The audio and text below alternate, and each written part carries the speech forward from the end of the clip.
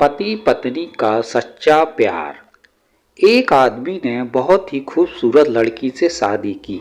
शादी के बाद दोनों की जिंदगी बहुत प्यार से गुजर रही थी। वह उसे बहुत चाहता था और उसकी खूबसूरती की हमेशा तारीफ किया करता था। लेकिन कुछ महीनों के बाद लड़की चर्म रोग से ग्रसित हो गई और धीरे धीरे उसकी खूबसूरती जाने लगी।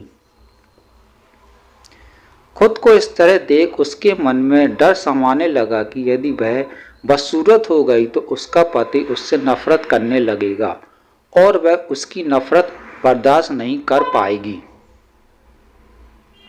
इसी बीच एक दिन पति को किसी काम से शहर से बाहर जाना पड़ा।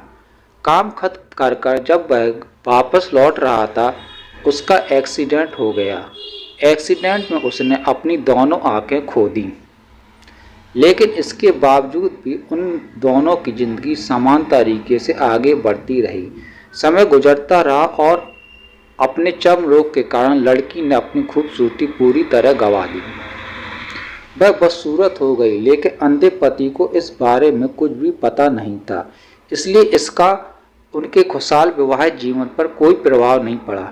वह उसे उसी तरह प्यार करता रहा। एक दिन उस लड़की की मौत हो गई। पति अब अकेला हो गया था।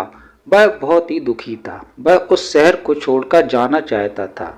उसने अंतिम संस्कार की सारी क्रियाविधि पूर्ण की और शहर छोड़कर जाने लगा। तभी एक आदमी ने पीछे उसे पुकार और पास आकर कहा, अब तुम बिना सहारे के अकेले कैसे चल पाओगे? इतने साल तो तुम्हारी पत्नी तुम्हारी मदद किया करती थी।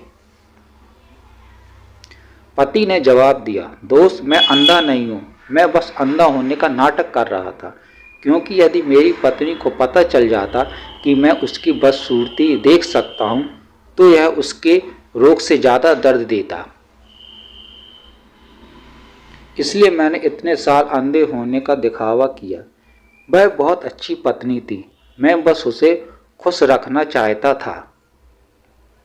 सीख: खुश रहने के लिए हमें भी एक दूसरे की कमियों के प्रति आंखें बंद कर लेनी चाहिए और उन कमियों को नज़रअंदाज कर देना चाहिए।